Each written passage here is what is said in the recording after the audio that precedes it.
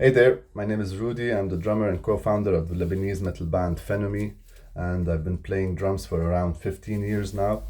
I've tried different types of sticks throughout the years, and nothing held up as these bad boys.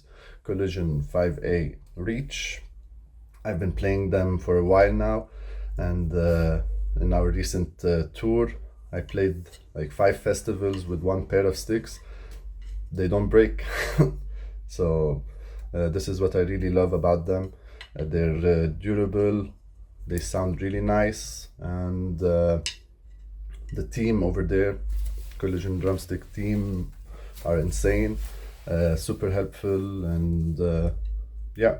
So I'll be playing a song from our second album called Dance of the Wounded Souls. Enjoy.